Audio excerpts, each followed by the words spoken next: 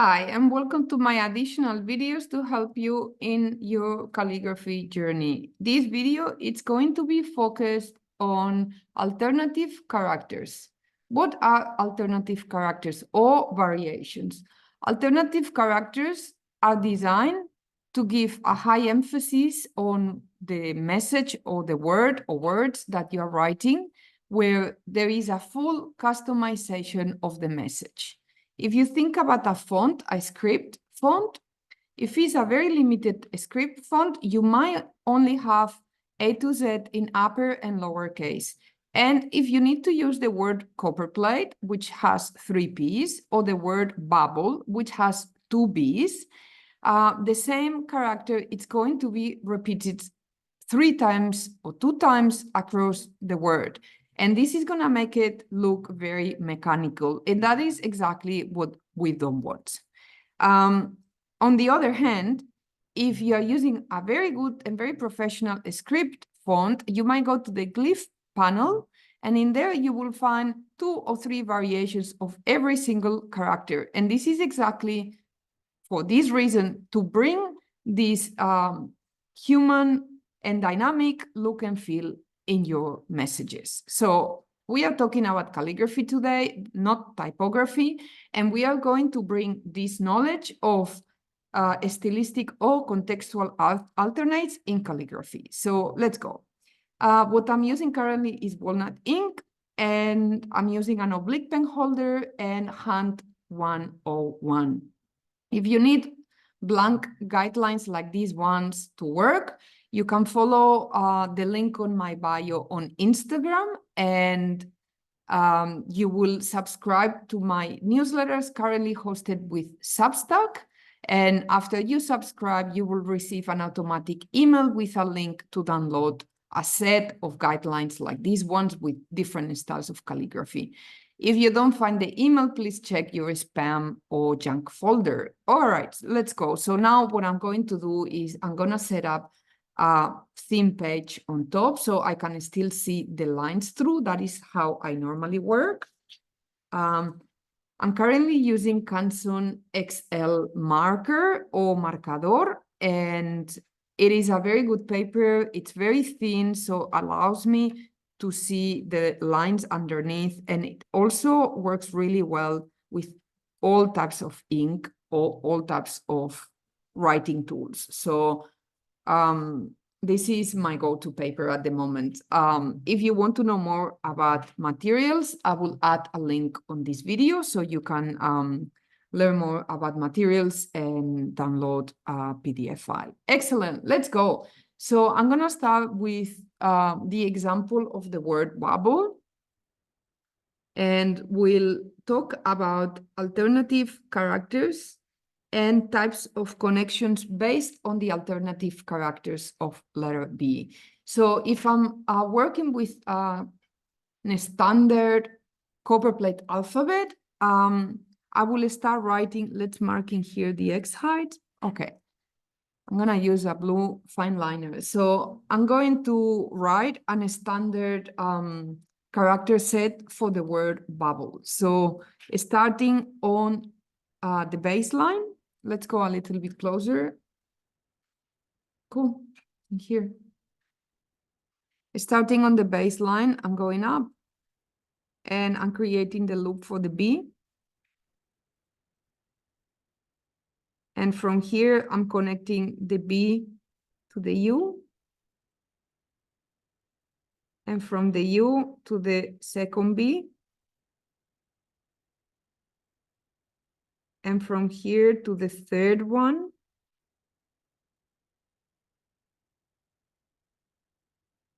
And L, E. Okay, this is what I would use as a regular combination of letters based on foundational knowledge. If you are a total beginner, I would strongly recommend you to stop the video and go to my playlist and look for the collection of 7 videos talking about intro to Copperplate calligraphy, because in there you're going to have a very strong foundation knowledge before coming here and learning about all sorts of variations. So obviously in here you can see very clear that the same character has been used 3 times and it becomes a lot more mechanical. So something that calligraphy, it's a way of expressing individuality and handmade feeling, it can turn slightly into something more mechanical by the repetition of characters. So if I had to have a decision in here, I will be asking myself what type of variations I want to be applying in all these bees plus all these loops, so that it becomes something a lot more customized, a lot more with a lot more personality, and something that can become almost an image out of one word, which is basically the definition of what a logotype will be working based on. So let's look at the word for copperplate. So with copperplate, we have exactly the same type of a scenario. So we start with, let us see, and then whatever P we decide to go with,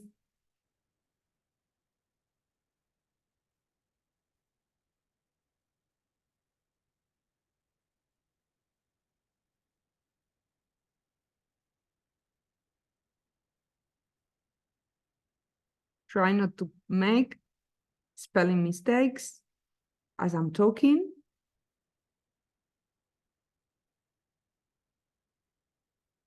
Okay, let's go in the screen.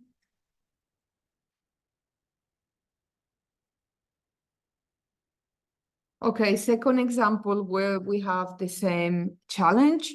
We have 3 Ps and they are all exactly the same. And this can look like a very, very typographic exercise where every character looks the same unless we have a glyph palette, and then we can manually change the letter forms. If the script font is a very good script font, the typeface designer might have decided to already code in the backend that when one P is next to the second P automatically changes. And the reason for doing that is also to emulate something that can be, that could be like a handwriting feeling where the characters are not exactly the same. So it's a lot more human and a lot more dynamic. Okay, so let's look at the example of letter B and let's apply a couple of variations. So I'm gonna set up in here the X height again in the next line so you can see both of them. Okay, so the first B I just created in here, it's a variation between a tall B and the shape of a V inside the X height. So I'm going up, stop at the top of the X height and go up again with the second entry. And then in here, what I have is an eyelet or loop inside the contour and exiting. So a few things that are happening in here is, first of all, if I isolate these two shapes, I have the shape of an L plus the shape of a V. The second thing is happening is that if you pay attention to this, the exit is currently happening inside the X height, in the center of the X height.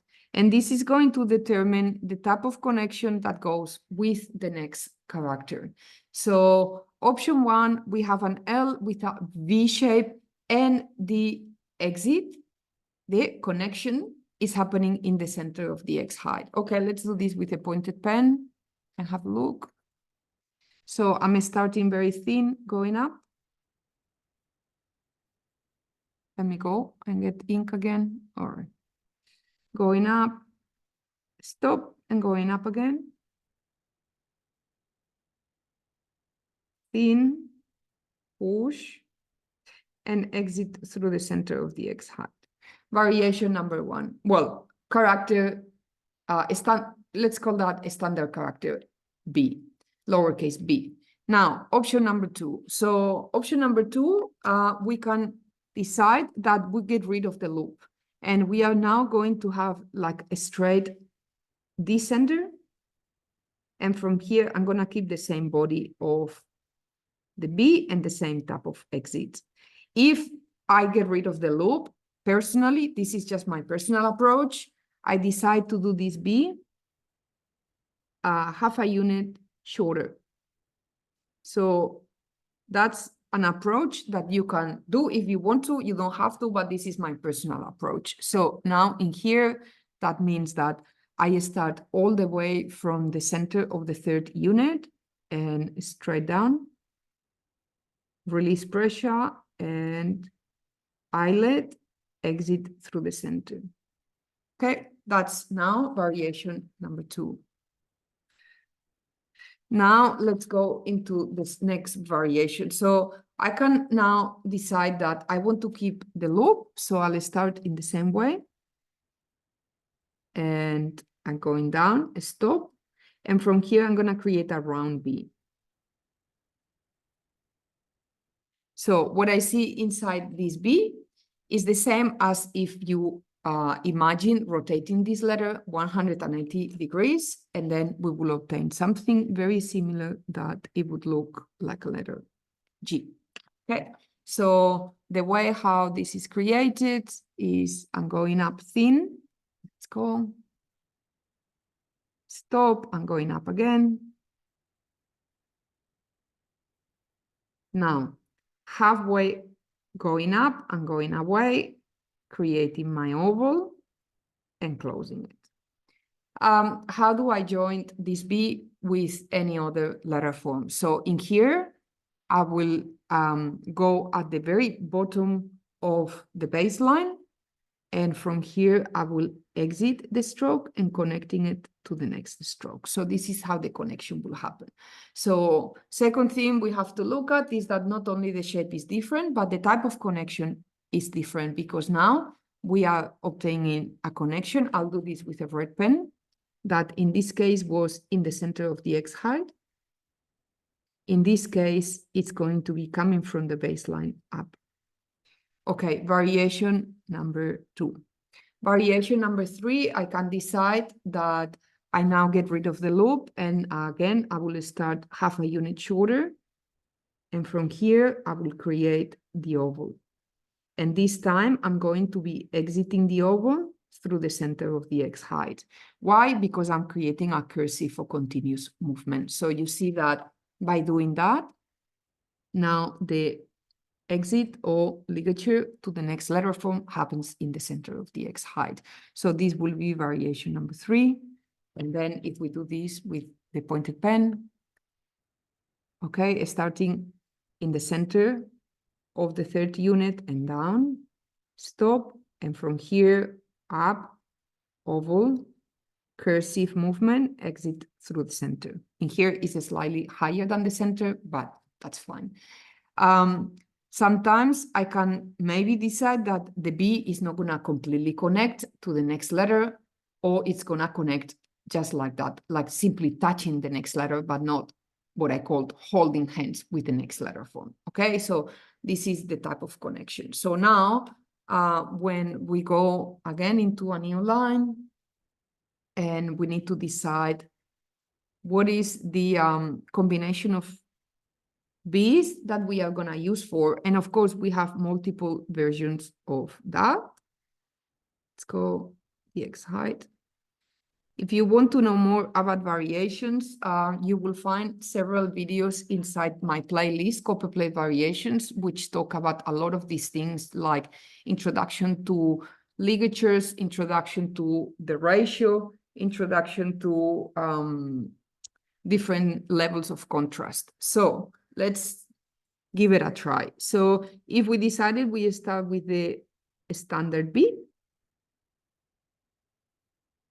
and then we can also make this type of decision that, okay, where is the exit gonna be? Through the center of the X height, and then we have a letter B. Now I'm gonna create a variation, so I decide to go with a round B. And from here, I'm going to go up. I'm going to open up. And I'm going to do a second variation. And now, in here, I decided that I'm going to exit the B instead of from the center of the X height, from the top of the X height. And from here, I'm going to go straight into the second L and the E. Of course, this is just one example. Now I can create the next variation. So let's play. Second variation, I'll start slightly shorter, and then it's going to exit in this way. That means now the B and the U are not holding hands together anymore, but they are just simply in touch. So the B is going to just simply be in touch with my U. And then from here,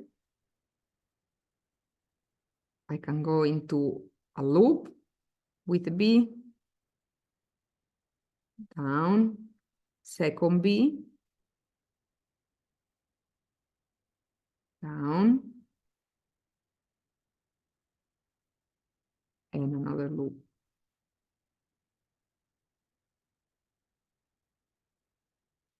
Okay, so I am rotating the amount of loops and no loops that I have, and I can create a lot more. I can even decide that these loops are going to be very exaggeratedly different so that we can start to create even more dynamism like that. So you can understand the point I'm making now, and it's now a decision to be solved by design. So what do we want to obtain? Of course, if we change the lowercase b to a capital, we also have an additional variation. But if we had to create this only with lowercase, how many options we have, and how can we mix it up to make something really, really special as a word, for example, for a title. Okay, so let's do this with the pointed pen. So I'll move one more line, and we have this in here as an example.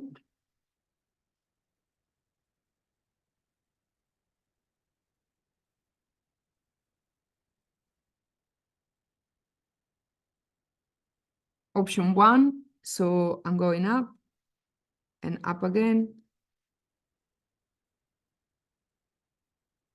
Push, and from the center of the X height, holding hands to the next letter. I'm going all the way to the center of the third ascender unit, close. From the baseline, up, open up, and get the loop of the third B. And from here, I'm going to change the connection and decide that the connection happens from the waistline or top of the X height all the way inside my L.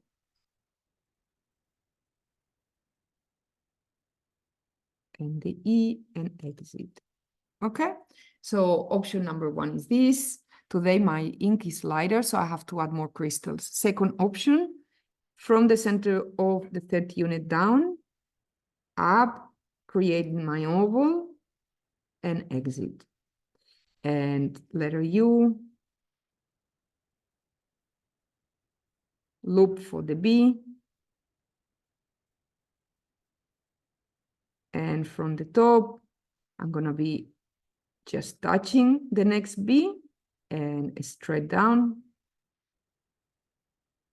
Second B, and I'm exiting this time from the center all the way up to my L.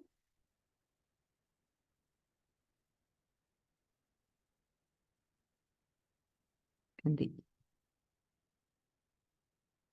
Okay, so these are a couple of versions that we can work with. And of course, there are many more versions of that. This is just a couple of examples of how to start thinking about creating variations depending on the words we need to work with. And also that the variations are also have an impact on the type of connection and how we are going to work with these elements together. So I hope this video was very helpful, and thank you very much for watching.